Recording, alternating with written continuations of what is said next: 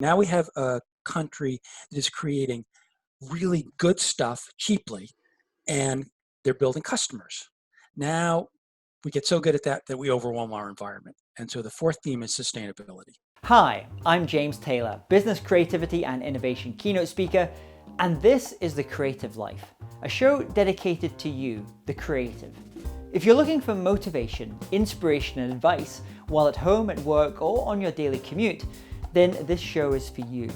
Each episode brings you a successful creative, whether that's an author, musician, entrepreneur, performer, designer, or thought leader.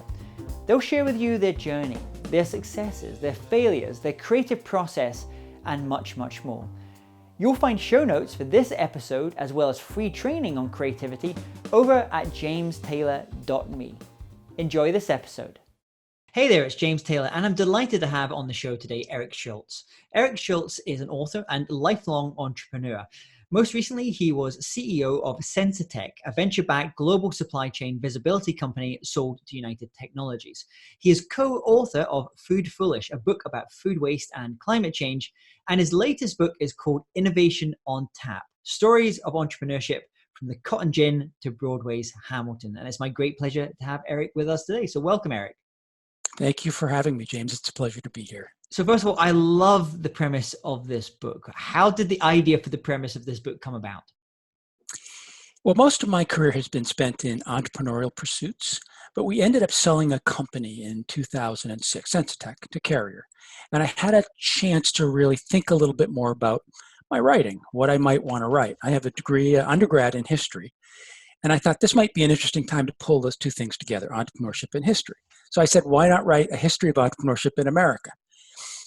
I started doing the research and realized it was just a overwhelming, daunting topic. It was like boiling the sea. And so at the same time, though, I hadn't completely left day to day. I was the executive chairman of a company. We were out raising some money, and I'd gone out with the CEO to an after-work venture capital presentation. We were pitching VCs, and we found one that they kind of liked us, and we kind of liked them. So they said, why don't you come? And we'll have three of our CEOs, portfolio CEOs, present. And you can get to know them and get to know some of our co-investors. So we went that night. And I don't know if you've ever been to one of these, but I've done them as well. You have to tell a good story because you're up in front of your investors, your future investors, all of your peers. So the CEOs get up and they tell great stories. There's hockey stick growth coming, and we're way ahead of our competition, if we can even find the competition, that kind of thing. But afterwards, we're sitting around sort of this makeshift bar, sipping some cold beverages, and they let their hair down. And it's, well, you know, I'm running out of cash in 90 days. Or we have a competitor that we'd never seen before who suddenly, or I lost one of my top coders and it slowed everything down. At that time, I was reading the history of, or the story of Eli Witney, who turns out to be the first entrepreneur in my book, the first person invited to the bar. And he had quite a run. He was one of America's first serial entrepreneurs. He'd done both the cotton gin and muskets. But he had malaria and smallpox. He'd been in a shipwreck. His factory had burned down. So I thought, wouldn't it have been interesting to have him at the bar that evening, standing with us, sharing his story as well? So I could sort of trade tales and see, number one, if there were some things that were the same across 3 centuries in terms of learnings for entrepreneurs. And on the way home, I realized, well, that's really the way to structure the book. There's so much material out there. If I could gather 20 or 25 of these entrepreneurs around a bar, some living, some departed, and let them share their stories, then I could begin to really tease out the story of entrepreneurship that I was looking for. And how did you select these entrepreneurs? We think, you've got 300 years that you're dealing with. There's a lot of different entrepreneurs. There are a lot of industries that have come and gone. What was your criteria? So I went in with an open mind, and my thought was to read about as many and meet as many as I possibly could. Of course, in my own work, I'd met many of them. So I had some ideas of who might have some really good stories. But as I read, I started to build out some themes. There were some things that seemed obvious to me, what I ended up calling dominant narratives. And in each era, there is a dominant narrative where if you want to be an entrepreneur, people will say, well, that's the best way to do it. It's not the only way to do it.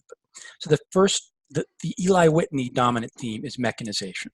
If you were a young person in America or England participating in the early part of the Industrial Revolution, and you knew about cams and shafts and gears and how to take something that had been done by hand for thousands of years and have a machine do it, you were an entrepreneur. You could, the world was your oyster. So mechanization is the first theme in the book, and then it starts to gather speed. So the second is mass production, sort of mechanization on steroids, if you will. And that leads to another set of entrepreneurs. And what I tried to do is pick off the stories that helped illustrate that particular theme. So now we get to the point after the American Civil War where these big factories are starting to arise. We have the telegraph. There's speed everywhere. And what happens is we start to overwhelm the market with product. In other words, you can saturate your market because your factory is so efficient. So the third phase is consumerism. Now, and this is sort of second nature. If you go into an accelerator today, you'll spend as much time trying to create customers as you do your product. But it was new in 1900. And even recently in like China, they've just gone through that transition of creating that consumerist because they were producing so much. They tried to create their own internal economies. That's right. So you have to find, so in America, you can see a stark difference because if you are writing about Americans, a group of Americans in 1870, you'd call them citizens. If you're writing about a group of Americans in 1920, they're consumers. You can feel the shift in the writing, right? Yeah. So consumerism. So now we have a country that is creating really good stuff cheaply, and they're building customers. Now we get so good at that we overwhelm our environment. And so the fourth theme is sustainability. Right now we have to start thinking about how maybe making the most of something isn't necessarily the best way to go about doing things. So sustainability is the fourth theme. And then the fifth theme is really back to the future. Mechanization was the first one. Digitization is the fifth one. So now we have a whole new set of tools to start to be able to create product and create consumers with. So those five themes sort of worked their way out as I was reading. And then my job was to go back and choose entrepreneurs that represented an element of that theme. And of course, I heard your podcast not long ago with, his name was Peter Gazzardi. Yes. Who did, he did the Wizard of Oz. Yeah, and he was a great editor. He did the Brief History of Time with Stephen Hawking. Exactly. Wonderful editor. And what caught my attention was he talked about editing in the first part of that podcast. So now all of a sudden I bring these 650 pages of the history of the world to an editor, and they laugh at me and they say, your name's not Stephen King, it's not David McCullough, it's not Stephen Ambrose. Most entrepreneurs want to read about 280 to 300 pages, which was news to me. So they said, could you work this thing back down so that you could get this into a form where, and they also said, Eric, entrepreneurs don't mind reading about history, but what they really want to know about is how to get rich. So how does your history show them how to get rich? So I worked with a particularly good editor, and we sort of went back through. I lost some of my entrepreneurs at that point. The stories are still there, and they're still good. Maybe they'll come out in volume 2. But that was sort of the thinning process, which I think made for, frankly, a better book. So the idea in the end was to have this sort of 5 themes, 25 entrepreneurs. First 16 are historical. Last 9 I went and had coffee with or met at the athletic club or interviewed. And to bring them all into the room together, and then between each story have a moment at the bar.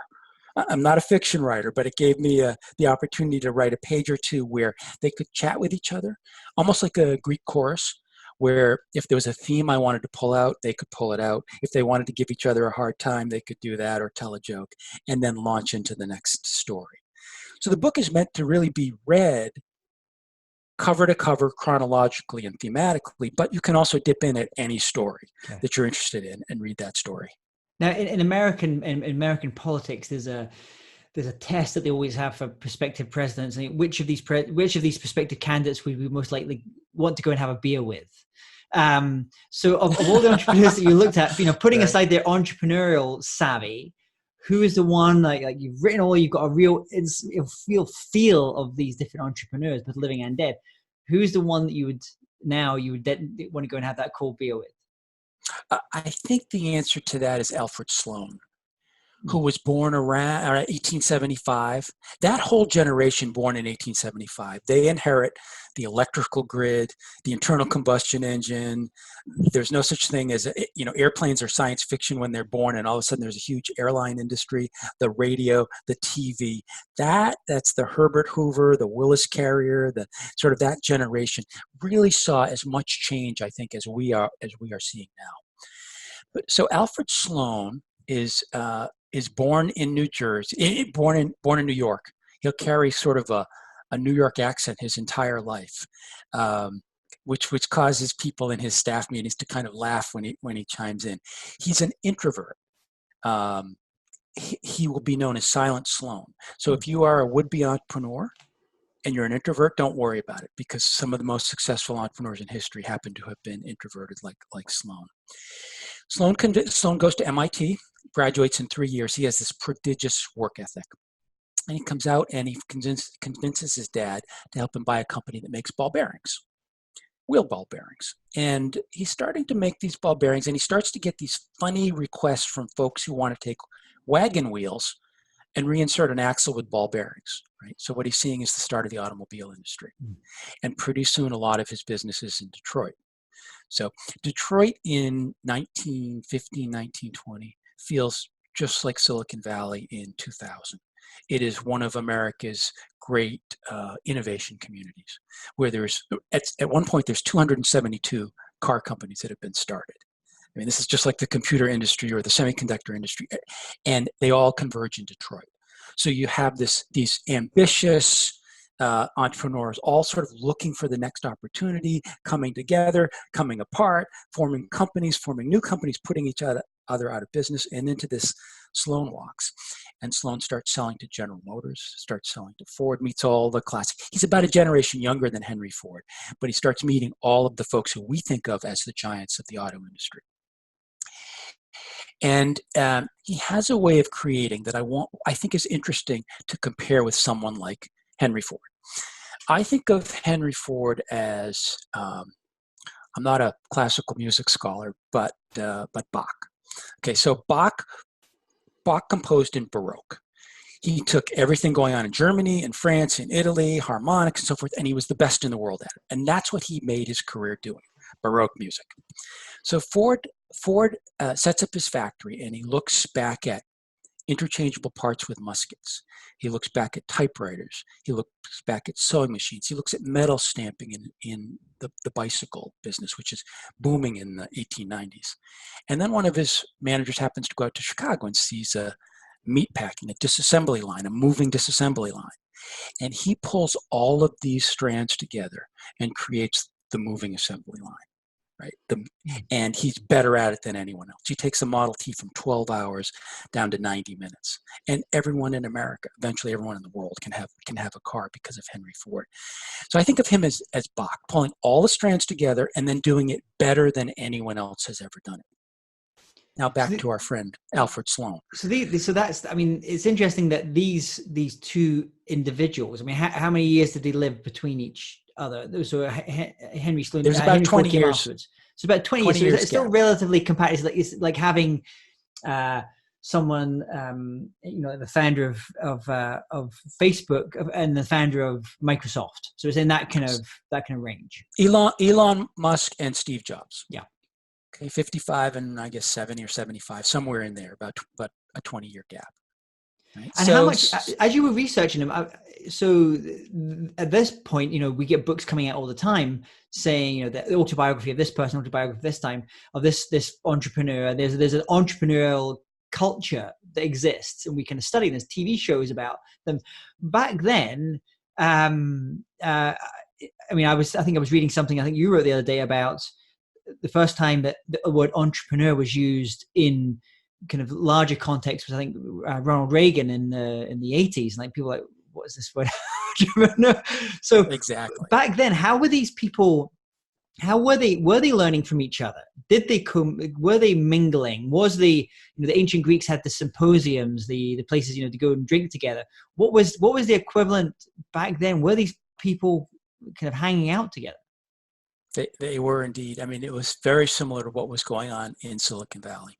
There were certain hotels the Pontchartrain Hotel, where you could go in at lunch and you would see all of these would-be entrepreneurs in the automobile industry in Detroit, and you would leave and they said the napkins and the papers on the table were covered in drawings of chassis and gears and so forth. So they were coming together. Look, there's this really important concept of a third place. Yeah. Which Ray Oldberg talks about. First place is your home. Second place is your work. And in a really flourishing community, say an entrepreneurial community, there are these third places where people can come together. There's no rank. You can meet with your competitors. You can share. One of the theories about why Silicon Valley really triumphed over Route 128, the technology corridor in Boston, is because Boston was created around these sort of closed, large, more secretive companies, Data General, Digital, and so forth. And in Silicon Valley, you have all these sort of flash mobs, these meetups after work where people are willing to share ideas and where companies can form and reform, partners can meet and so forth. And that was going on in Detroit in the 1920s. It was going on in New Orleans in 1900 when jazz was being created. And in that case, it was barber shops. So barber shops were the one place where blacks and whites could come together. They could meet. They could share ideas. They maybe could have an impromptu jazz session after things closed.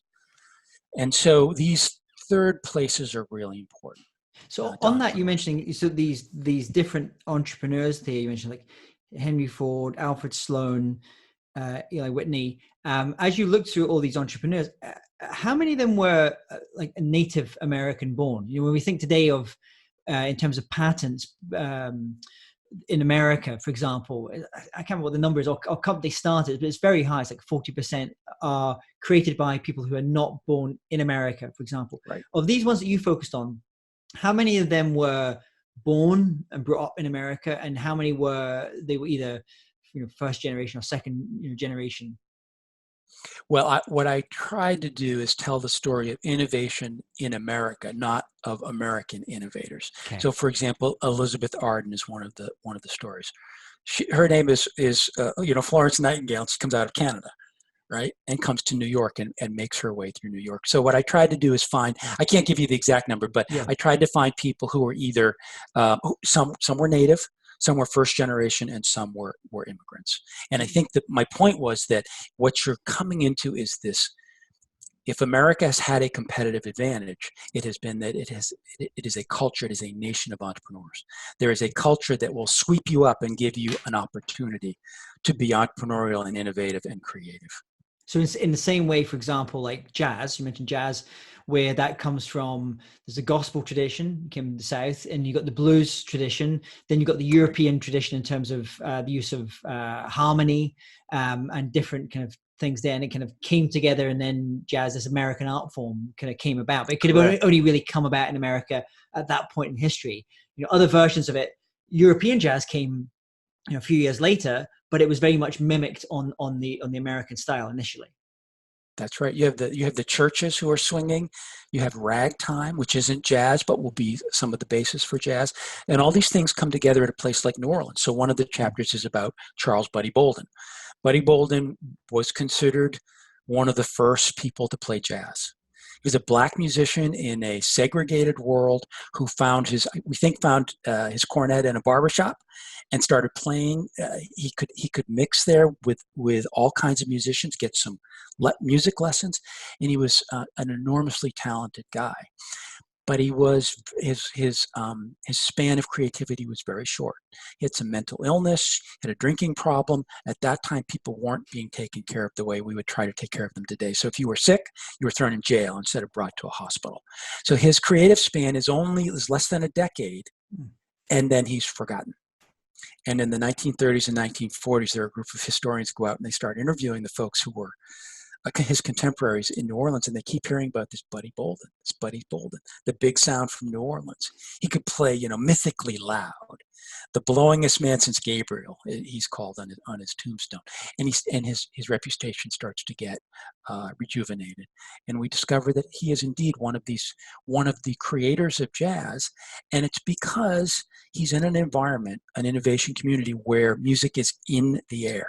If you were playing, you couldn't hide it. It's like if you're writing software code, it's pretty hard to patent your software code. People can generally write around it, can get something like it. So there was one particular competitor who used to put a handkerchief over his 3 fingers on the cornet so people couldn't see his fingers move. That didn't do much good as long as they could hear it. But it was a classic innovation community. He really flourishes because of it, and he disrupts his world, really. Jazz. So as you were doing this, I'm interested. Today we're hearing a lot in the business community, whether you're reading like The Economist, for example, or Wall Street Journal, where the question of what is a company for, what is the purpose of a company, is being questioned in different ways. So, for example, you're seeing much more like a Mark Benioff from Salesforce, who is a much more saying, companies should be doing social good. It's not the role of the people. You give dividends to shareholders, and then shareholders can decide how they want to do that, which has been the traditional way in the US. Has that always been the case, though? In the entrepreneurs that you looked at, did any of them have a very strong? We think about the Kellogg's or in the UK, the Cadburys, for example, those kind of families. The entrepreneurs that you look like, did any of them see a what we call like a more stakeholder type of way of looking at the world rather than just purely a kind of a entrepreneurial kind of cutthroat way of looking at business? Yeah, no, absolutely. What I think, I'll answer your question, but I think that's a relatively recent phenomenon. There was a famous, it was actually in the New York Times Magazine. Milton Friedman wrote an article, 1970, 1971, who said, the purpose of a corporation is to build value for the shareholders, period. If the shareholders want to invest in good causes, they can take their money and invest in good causes. So when I went to business school in the early 1980s, I learned that my only job as a CEO was to build value for shareholders. And so I think before that time, I profile a number of entrepreneurs in the book, Black entrepreneurs, James Fortin, who runs a large sail-making company in Philadelphia. He takes his earnings and he invests them in social causes, trying to get blacks to vote. A lot of these folks had participated in the Underground Railroad, so that they were also helping slaves escape from the South. So you see, I think, a much greater sense that my stakeholders are a broader group of people than just my shareholders. They include my community, they include my employees, they of course include my customers, and that the ability or the willingness of society to give me the rights to run a corporation, to amass all of this power in one place and to create things, comes with a set of responsibilities. And I think that's been pretty consistent in the first couple of first 150 years that I take a look at. And we're just going back and relearning some of that now. So in your own journey, so we've been talking about some of these entrepreneurs over the years, now that are either living or some of them kind of passed on. In your own journey, can you share with us maybe a situation where you worked on something, you own innovation in your own business, you gave it your heart and your soul, but for whatever reason, it didn't quite work out like you'd hoped? And more importantly, what was the lesson that you took from that experience? So Sensitech's core business was monitoring the cold chain. We would put sensors on products of food and pharmaceutical as they moved around the world, and then monitor temperature and sometimes humidity and increasingly location. And then all of this would be downloaded into a database. And if you were the chief scientist for, let's say, Merck, you wanted to know if your vaccine should be released or not, you could look at the data. That was the core business. And we thought, well, we're pretty good at this out on the road and in the warehouse. And a lot of our product comes to a kitchen. Why don't we start building products for the kitchen? We called it at the time the smart kitchen, a little bit ahead of our time. But so we basically took what you think of as a handheld, maybe 2.5 times bigger than an iPhone. And there's a cord that comes out of it and a beautiful stainless steel probe at the end with a Yeah. thermistor at the end. And this really served the purpose for a lot of general managers at restaurants who had to go through twice a day and take temperature readings in different locations in the restaurant. Maybe their soup, their salad bar, their freezer. Maybe you have to take the sample of a hamburger that's come off the end of the line to make sure that the oven's hot enough or the fryolator's hot enough. And we made this beautiful product called Quick Check, and you could wander around twice a day. It recorded it all. It downloaded to your computer. It was fast. It would zero in on a temperature within a few seconds. It was the perfect. We thought we built the most perfect product for the kitchen. And it turns out it was a good product, but there were people in the kitchen using it differently than we had intended. So if the cover on the pot was hot, you might pick up the cover with the probe. If you needed to chip a little ice in the freezer, you might chip it with the probe. And these things started breaking right and left. So we had a couple of really good customers, and they came back to us and they said, help us. We love your product, but help us. It's being abused. So we did all kinds of training, and we put up posters, and it didn't get us anywhere. People basically misused the product. So the next step was we'd sell 2 probes with each one. We'd give you a discount if it broke, and eventually we ended up in some of our big customers having to take that out. And I think the answer for me, one of the lessons for me was, we weren't prepared to create in that environment. We didn't understand the kitchen environment well enough. If you told me it was going to fall in the water of a truck and get run over by a forklift, that I could deal with my sensors. But this was a whole different environment for us. And I think the lesson was, before you go into a new environment, I think you really need to spend some time understanding the people in the environment, not just the technology. The technology was perfect. It was the people who we needed to understand better before we went into that kitchen environment. And of the entrepreneurs that you looked at in the book, were there any examples there of, we hear this phrase serial entrepreneurs, but there's this kind of flip side to that, where you have a lot of entrepreneurs who are very successful in their very first business, and it goes, or successful business, and then they immediately look to replicate that, maybe in a completely different industry. It just doesn't work out. Was there any examples from some of these entrepreneurs that you looked at that were very, very successful in one field, in one industry, that immediately looked to move in another one, it didn't quite go so well for them? Well, Alfred Sloan tried to get into the refrigeration business. He wanted to sell refrigerators about 10 years before people wanted to buy refrigerators. So who's totally in the market? I think General Motors went on later and bought Frigidaire, so he sort of got his refrigerators back. But he says, there's a quote in the book about something, how stupid you can be if you have a lot of ambition but not a lot of knowledge, right? And that's sort of so that would be one. Look, Eli Witney is interesting because he really when he hit on the cotton gin, it was an earth-moving product. I mean, it was really, it could re-energize farming in the entire southern part of the United States. They really needed a cash crop, and it turned out this short staple cotton was the crop that they could grow with the cotton gin, with the ability to gin it properly. But he had a terrible time with that. That was his quick check, so to speak.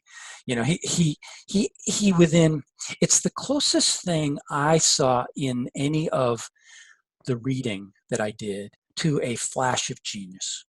Here's a kid from New England. He grew up on a cattle farm. He doesn't want to farm. He knows that. He convinces his father to send him to Yale, where he gets a gentleman's education, right? He's learning Greek and Latin and rhetoric, whatever rhetoric is. And and then he decides he doesn't want to be a lawyer. So he knows what he doesn't want to do. So he takes a job tutoring down in South Carolina to the children of one of the planters down there. And he gets there and they have his pay. So he can't possibly take the job. It doesn't make any sense. So he's kind of caught. And he's staying at a plantation, and he is introduced to some gentlemen planters who are saying, we need a cash crop. If we had a cotton gin that could remove the green seed from the cotton boll of this, we could grow cotton everywhere. It's just this bottleneck. We can't get it over to England, to the textile manufacturers in the US, because we can't gin it fast enough. So he has none of the credentials that you would need. A cattle farmer, a Yale grad, and within about 2 weeks, he has a solution. He dreams up the cotton gin. And even to this day, people think, how is that possible? How could that? And we certainly have instances, even now, where we introduce in outsiders into a problem, and 20 or 30% of the time they can solve it because they have other images in their mind about how other things work that they can transfer into this business. So I thought, that's interesting. So as I'm doing the research, one of the great things that historians have these days that we didn't have 20 years ago is a lot of the stuff that you would have had to drive to a library and go through sheets of paper has been digitized. So sure enough, I find an article that is from, I think it was from the 1870s, where there was a gentleman who lived in the plantation next to Whitney. And he says, oh, I know where he, paraphrases, but I know where he got that idea from. It was from a paper making machine. Now, I'd read everything about Whitney that I could get my hands on, and it's the first time I had ever seen this. So I did some research into the paper industry. And it turns out that about the time Whitney was envisioning his cotton gin in the 1790s, paper was basically a hand process, paper making, except for one machine, which had been made in the Netherlands. It was called a Holland beater. So I thought, how do I get my hands on a Holland beater? I happen to have a friend down the street who makes paper. She's an artist, and she had a small Holland beater in her. And it couldn't have looked any more like a cotton gin in terms of the mechanism. It was used for slicing pulp, and it had these, it was on a cylinder, and it had these sort of wire tips that grab the pulp and force it through a grate, sort of like this. It looks exactly like the cotton gin. So then I realized that what Whitney had done was he had probably seen one of these Holland beaters, and he had simply, it wasn't a flash of genius, it was someone who had brought an example from a different industry into an industry where he had no real experience, but it applied perfectly. And Steve Jobs says creativity is just connecting stuff. Yeah. And that's kind of, I think that's what Eli Witney really did. And that's interesting. I mean, obviously there was a technological something in there, but some other work that you've done, and where you just talk about, for example, on innovation, which is you're known for a leader in, is around like Schumpeter's, what do they call it, creative destruction, Right. That one particular perspective on innovation, or Peter Drucker, more recent version of thinking about innovation. But they all kind of talk about it's this combining of things. Right. And even in a completely different field, someone from the world of like physics, like I'm trying to remember the great physicist, the bongo playing physicist. Hawking? Yeah, no, not Stephen Hawking. Feynman, Richard Feynman. Oh, Richard Feynman. Yeah. He, one of the things that was so brilliant about him was he was a boundary crosser. Yeah. He would take something from a completely foreign thing, and this is where I think you talk about this stage of going right back to mechanization, and then coming forward to digitalization, is the bit of like, well, where's the human bit in all of this? Right. And is that I guess that curiosity, that creative, like asking questions, looking at it, thinking like, well, what if, how about if we did that, or well, that's interesting. It's kind of thinking about in those ways as well with some of those entrepreneurs you're talking about. Well, when you ask Peter Drucker, what was the most important innovation of the 19th century? Most of us might answer the steam engine or the electrical grid or the telegraph, something like that. He says, no. He says, when you look at innovation, don't think technology. Think the combination of people and ideas. How do we bring those together? He says, so the labor union and the university. But he says the greatest innovation of the 19th century for him was the R&D lab, the research and development lab, because it was a way now of bringing together novel combinations as a platform that could be extended into other kinds of any field that you wanted. So think about a suitcase and wheels. Right? Two old inventions. You put the suitcase on the wheels, and all of a sudden you have this thing where people go, "This is the greatest thing! I can wheel my stuff around an airport. How good is that?" Right? Yeah. Or you got the iPhone. Transistor was invented in New Jersey. The World Wide Web, CERN in Switzerland. Venture Correct. capital funding that came back. That was obviously in New York, California. Put these things together, and you get something that's in a completely different place, and a certain design aesthetic with things as well. What about in terms of your own kind of aha moments? The strokes of okay. Can you tell me about example that you've had in your own business? Yeah, I don't think of myself as a particularly strong visual learner. I appreciate data shown visually; it appeals to me, but it's sometimes a little bit hard for me to build myself. So when I took over as CEO of Sensitech, one of the conditions I asked from the board was, could I bring in an outside consulting firm to look at sort of a soup to nuts? I wanted them to look at the business model, at the competitors, at our product line, at pricing, at margins, the whole thing. And they said, sure. So they went through this process, which was quite good. And of course, you end up with 150-page PowerPoint on your desk.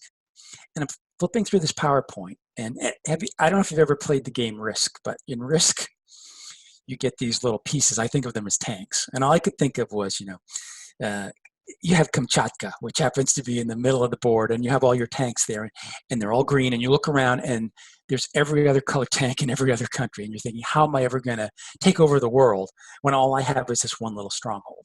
So I'm going through the deck, and I come across this slide called a Mekko chart. They call it Mekko charts. Never seen it before in my life. And of course, Mekko is known for making this sort of patterned textile and patterned cloth.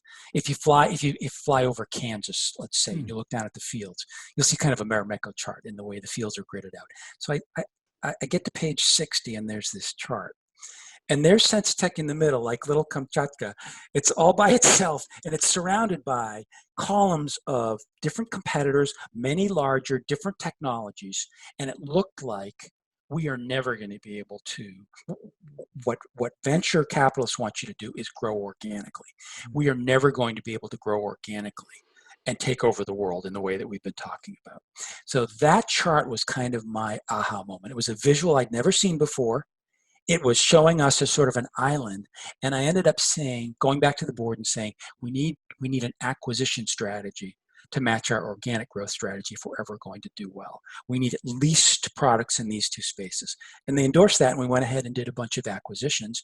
And that led to the 2006 sale. So that was a good aha moment for me. And it sort of got me, whenever I see something visual now, like Menard's chart of Napoleon going into Russia, the sort of the famous visual. I always do a second look, and I think, what can this really teach me? Because that was the aha moment for me at Sensitech, no question. I don't know if there's a museum of entrepreneurs. I think about the other day I was in London, a museum in London, and it had all the manuscripts of Bach and Beethoven and Mozart, and you could see how they wrote very differently. They transcribed very differently.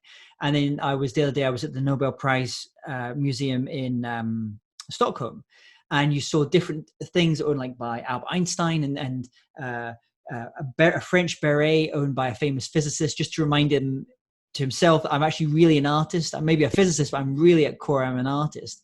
And I wonder if I don't know if there's exhibitions for the entrepreneurs of all those things, all those little, you mentioned those napkins that we as entrepreneurs, we create and we keep over the years that, to visually tell you that story of entrepreneurship in America. Well, remember, so Henry Ford is interviewed during the First World War, which he objected to. He thought it was just going to disrupt business, which it did.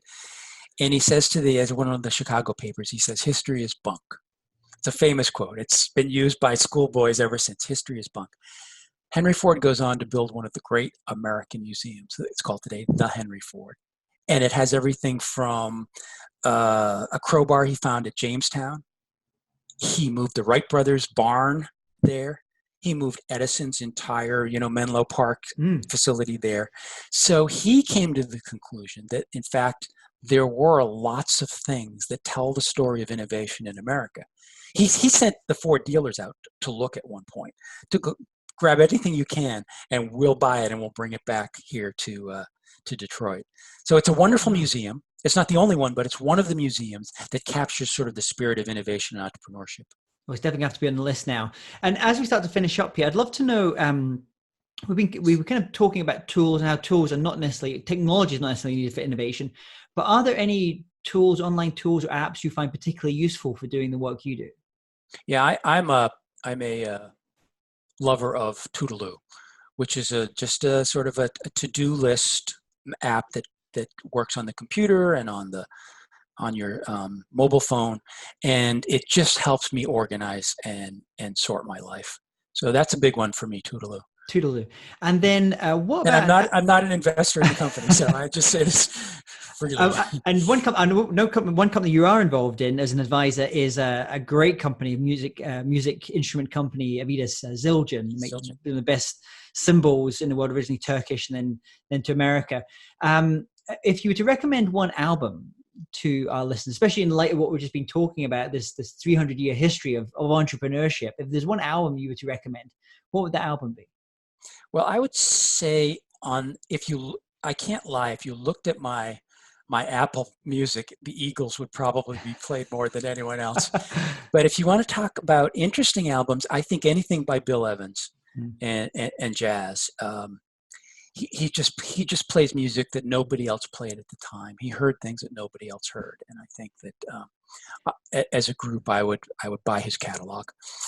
That's our cat's favorite music. That's the one that calms our cat really? the most. Bill Evans, he was definitely a reincarnated jazz cat. I think our cat with Bill Evans. He particularly likes the work with Bill Evans and Tony Bennett. He seems to be really into that.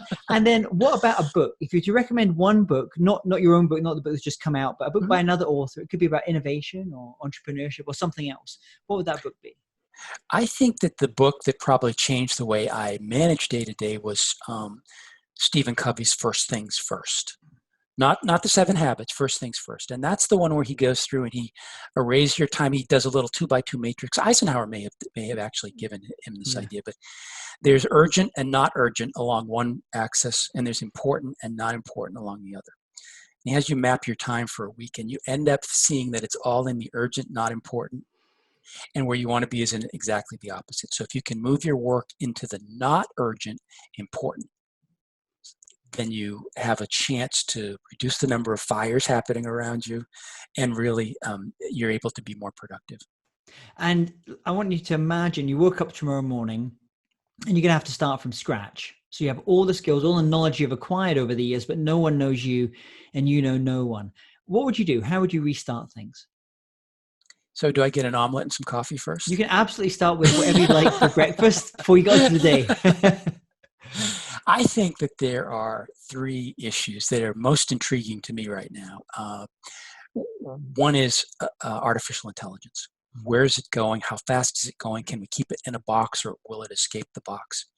The second one is just the fate of liberal democracy, which I am not, I can't approach that, but it's important. It's an important topic. And the third is climate change. And I think of those 3, the one that I have the most experience with and the one that I would try to tackle is climate change. And I would my rule of thumb now, after having spent a lot of time running things and operating things and trying to solve problems, is the Dan Kahneman quote, which says, nobody ever did things because of a number, they did things because of stories. So the ability to tell stories that move people in climate change, I think, is particularly important. We just read Richard Powers' book, The Overstory, about trees.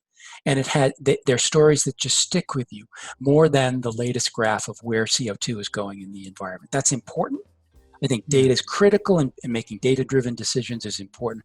But stories, I think, are what move the world. Fantastic. And where is the best place for people to go to learn more about you, your writing, and obviously this new book that's just come out? So the book is being sold on all the major online, Amazon and Barnes & Noble. I have a blog called The Occasional CEO. Back after I did that from time to time, I would step in as CEO. But that blog is where all of my posts are, all of the information about the book. As I said earlier, there were a number of entrepreneurs who didn't make the book, so I have been posting their stories there as well. So I was trying to fill out the book a little bit. So The Occasional CEO. Fantastic. Well, we're going to put all these links here. Eric, thank you so much for coming on today, sharing all about your creative life and also the creative life of these fantastic entrepreneurs over the centuries. Thank you so much, and wish you all the best with the book. James, I love your podcast. Thanks for having me. If you're interested in living a more creative life, then I'd love to invite you to join me as I share some of the most successful strategies and techniques that high-performing creatives use.